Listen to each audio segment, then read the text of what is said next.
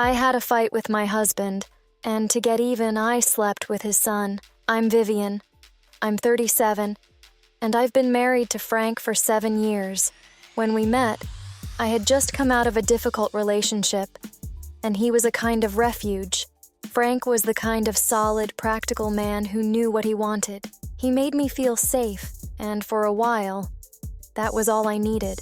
He's 45, intelligent, successful, and has always been the kind of person you can count on. I really thought our life together would be smooth and without any big surprises.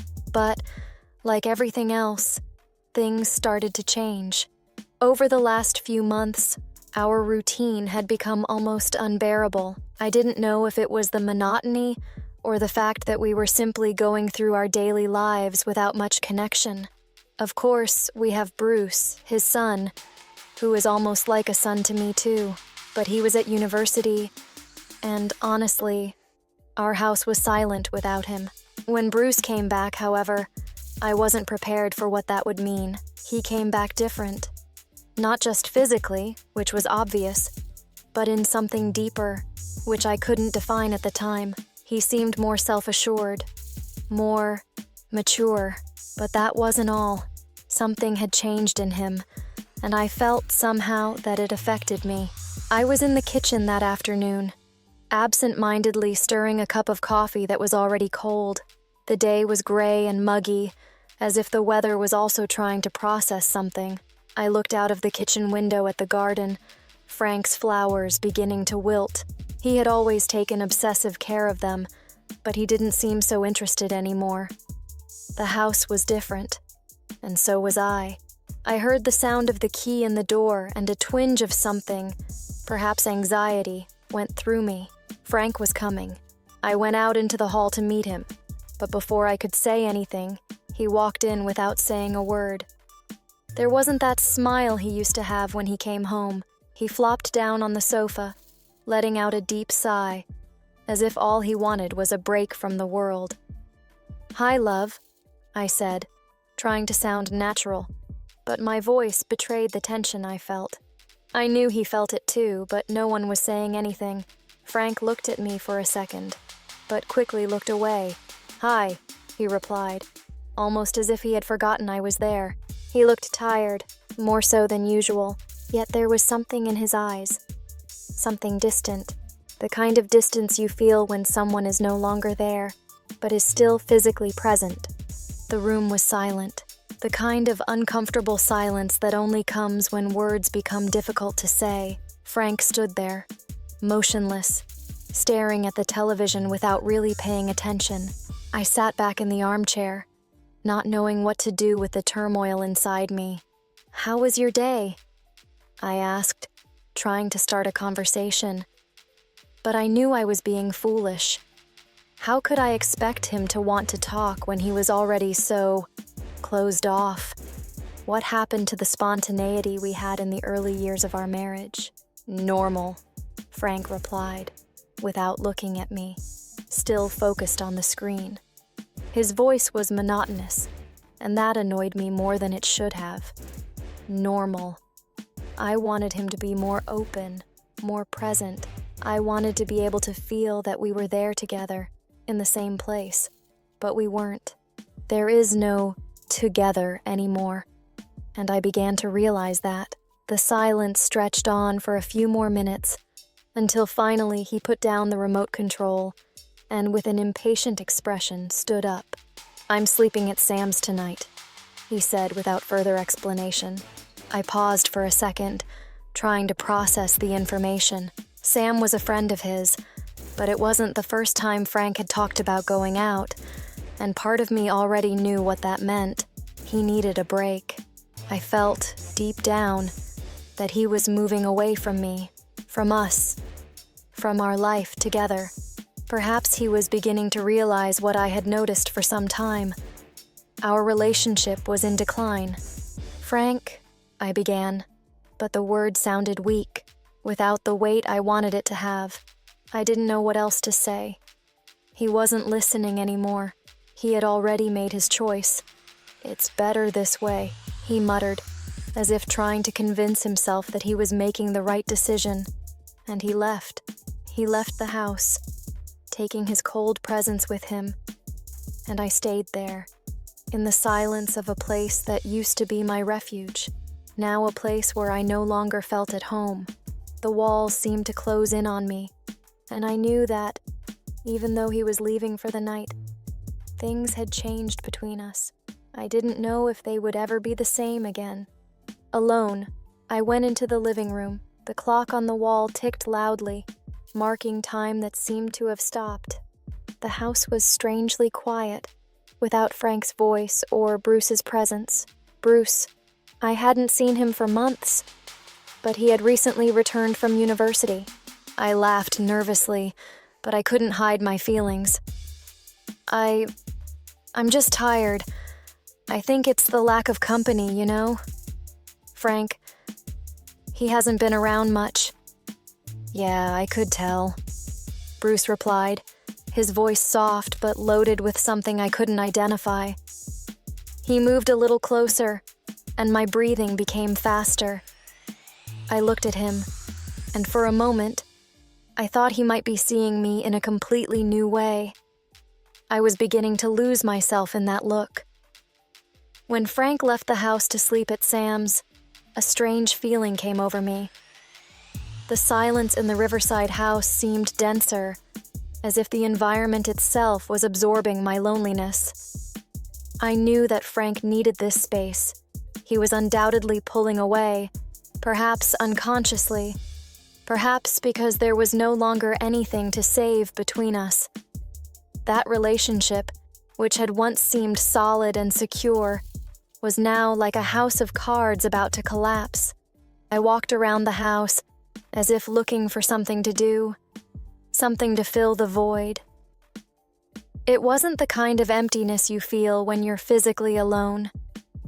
It was the kind of emotional emptiness, the kind that only appears when you realize that the connections around you are falling apart. I felt distant from Frank, distant even from myself. The night was cold. The breeze from the street came in through the living room window, making the curtains move gently. I sat on the sofa, staring at the unlit fireplace, the shadows dancing on the empty walls. Then, just like that, I heard the sound of the front door again. It wasn't Frank. It was Bruce. He entered slowly, as if he had felt the same weight in the air as me. His steps were lighter than I remembered, and his face, although still young, had the expression of someone who had already had more experience than he should have for his age. "Hi, Vivian," he said, his voice a little deeper than before. There was something different about him. He no longer looked like the 18-year-old who had left for college. Now he looked like a man, and that bothered me in a way I couldn't explain. "Hi, Bruce," I replied, trying to sound as calm as possible, but I felt a strange tone in my voice. I knew there was something in the air, a tension that hung between the two of us. He seemed to sense it too. He came closer, but didn't sit down immediately. He just stood there in front of me, as if he was waiting for something. I watched his eyes, those eyes that had always been clear, but now had a depth I had never seen before. I found myself lost for a moment, not knowing what to say. "Is everything all right?" he asked, still standing, watching me carefully. "You're different." I laughed, a short, humorless laugh. "Just tired. You know, Frank and I are in a bit of a difficult phase." Bruce nodded slowly, as if he understood more than he should. His eyes, fixed on me, seemed to search every bit of my soul. I tried to look away, but something stopped me. Perhaps it was the need to speak, for someone to listen. Bruce was, in a way, the only person around. He sat down next to me, closer than I expected. A natural move, as if the space between us was enough for a normal conversation. but it wasn't normal. Nothing had been normal since he'd come back. "Do you want to talk about it?" he asked, his voice soft but charged with an intensity that disconcerted me. Bruce had never been like this. He had always been a boy, my godson, someone I saw more as a younger brother. Now, his presence was different, more imposing. I took a deep breath, trying to organize my thoughts. I feel like we're drifting apart, you know? Frank doesn't look at me the way he used to. Everything seems to be falling apart and I don't know how to fix it. I closed my eyes for a moment, feeling the frustration building up. Bruce was silent, but his presence next to me was comforting in a strange way. He didn't judge me. He didn't seem to want to correct me. He just listened, and in a way, that was all I needed at that moment. "I don't think you have to fix anything," he said calmly. "Sometimes things just fall, and you have to let them fall." I looked at him, a little surprised by the depth of it. Bruce had always been intelligent, but he had never said anything like that. He wasn't trying to be philosophical. He spoke with a calmness that touched me. A silence stretched out between us, and, without realizing it, my hand went to the glass of wine on the coffee table. I drank, feeling the warm liquid go down my throat. I needed this. Something to relieve the weight that was building up inside me. Bruce watched everything in silence, as if he understood. I didn't know why, but suddenly he seemed to understand me better than Frank ever could. His gaze remained fixed on me, and something in his eyes, in his demeanor, made me feel a wave of warmth. Something that had nothing to do with the wine. I was beginning to feel uncomfortable, but at the same time, a part of me didn't want him to leave. Bruce's company had become something comfortable, something I didn't want to lose. Suddenly, he leaned in a little closer, so close that I could feel his breathing, warm and regular. He was so close that I could hear my own heartbeat accelerating, as if he were daring me to continue in that space. I didn't know what to do with the sensation growing inside me, and for a moment I lost myself in those eyes. I looked at him, and something inside me just broke. "Vivian," he murmured, and the way he said my name made my stomach turn. I couldn't think anymore. I couldn't react anymore. He touched my hand. Just a slight pressure, but it was enough to make me shiver. I wanted to pull my hand away, but I couldn't. Something in me told me to let it happen, not to fight it. I knew it wasn't right. He was my godson. He was in many ways like a brother to me. But there, at that moment, all I could feel was the chemistry, the magnetism, the desire that was beginning to grow in me. Something I had never realized before. Bruce, probably sensing the internal struggle going on inside me, said nothing. He just kept his hand on mine, and his touch, gentle, almost as if inviting me to give in, made my heart beat faster. I took a deep breath, trying to pull myself together. "Bruce, we can't. This isn't right." My voice came out lower than I wanted, more fragile than I would have liked. But he didn't move away. He just looked at me with a serious look, but also full of something I couldn't decipher. He was challenging me, or perhaps inviting me to give in to temptation.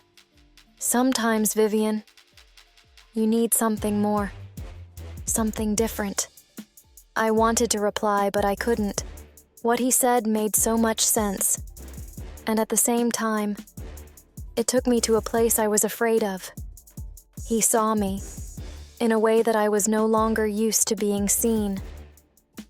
Bruce's hand was still on mine, and all I wanted to do was push him away. But at the same time, there was a part of me that wanted more, that yearned for more. He was so close, so masculine. I was losing control. The tension between us was palpable, and there was no turning back.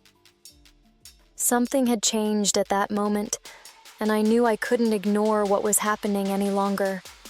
Ever since Frank had left for Sam's house, I'd had a strange feeling. The air seemed thicker, more charged with a tension that I didn't know where it came from, but I knew it was there, hanging over me. I felt that something was about to happen, but I couldn't understand what, nor did I want to. "Vivian," he said, this time more softly, "I know that something is happening between us, and I'm not here to force anything. We just can't ignore what we're feeling. We can't keep pretending everything's fine when we know it's not." I froze.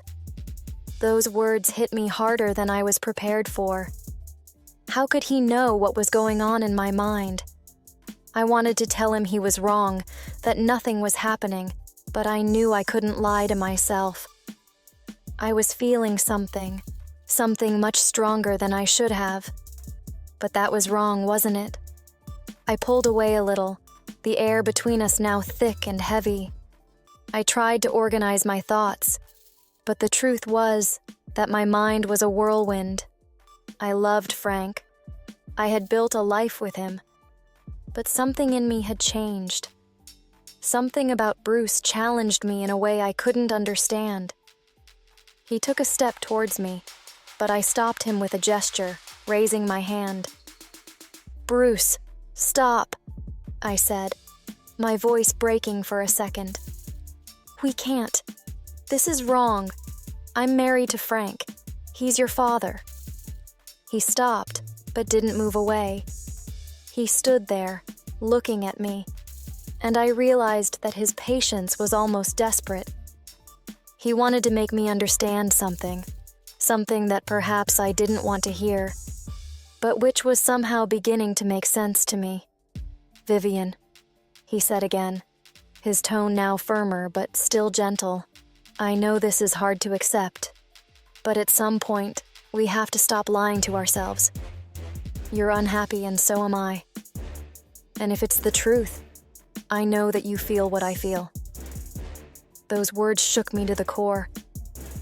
How could he be so right? How could he see inside me in a way that even I couldn't? I looked at him, and at that moment, I saw something in his eyes. Something that was no longer those of a boy, but of a man who knew what he wanted. And I was beginning to realize that maybe I knew too. But it couldn't be like that. I was his stepmother. I was married to Frank. I couldn't give in. I couldn't allow everything to fall apart like this. Bruce, sensing my hesitation, took a step back, but he didn't look the same. He wasn't the same boy I knew. He was more resolute, as if he had made a decision, and that made me feel even more confused. "I just want you to know, Vivian," he said, now more distant, as if he was trying to respect the boundary I was still trying to maintain. "I never meant to hurt you. I can't ignore what's happening between us anymore." "I don't know what's going on, Bruce," I began, my voice shaking. "Everything is so confusing. I love Frank, but there's something inside me that's breaking. And you're changing everything." I didn't know if he would understand. Maybe it was too late to try to go back, to recover the woman I had been before all this. But I needed to say it. I needed to get out what was eating me up inside. He took a step towards me, and I could see that he wasn't the same anymore. Something had changed in both of us since that moment when our lives crossed paths in a way that should never have happened. Bruce was more mature, more sure of himself. He was no longer the boy I'd seen growing up, and that disarmed me. "I understand," he said, his voice deep but calm. He sounded so serene, so confident, as if it had all been inevitable. I know this is hard, Vivian. I didn't want it to be like this, but the truth is that we're both trying to understand something we can't control. And as much as we try to deny it, we already know what's going on. I closed my eyes for a moment, feeling his words reverberate in my mind. He was right, in a painful way. I knew I could no longer ignore what I was feeling, or what he was trying to tell me. I took a deep breath, trying to organize my thoughts. But this can't happen, Bruce. It's wrong. You're my godson. I'm married to Frank. I can't do that.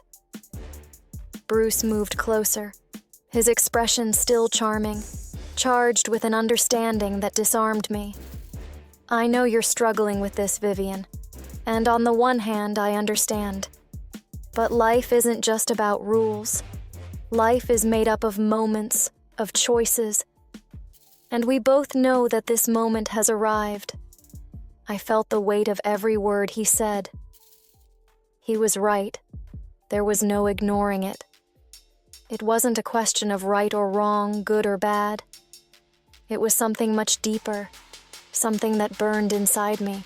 It was about what I wanted, what I needed, an emptiness that we both felt and could no longer ignore. I tried to push him away, tried to convince myself that it was all a mistake, that I had to resist, fight against what was happening between us.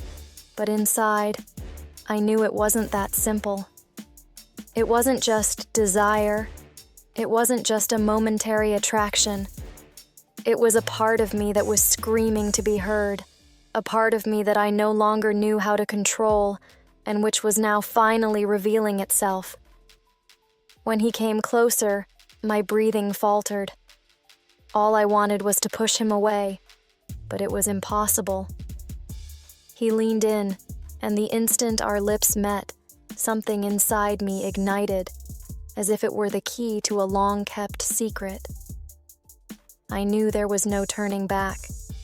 The desire that had been contained, repressed, finally exploded in a way that I could no longer deny. It was as if the world around us had disappeared. There were no more worries, no more reason. There was nothing else but that moment, that touch. And we knew that no one could interrupt us. My husband wouldn't be home that night. It was our chance, and I didn't know whether to fight it or give in completely. And the next thing I knew, we were in bed. It's not over yet. Click on the cards and continue with us.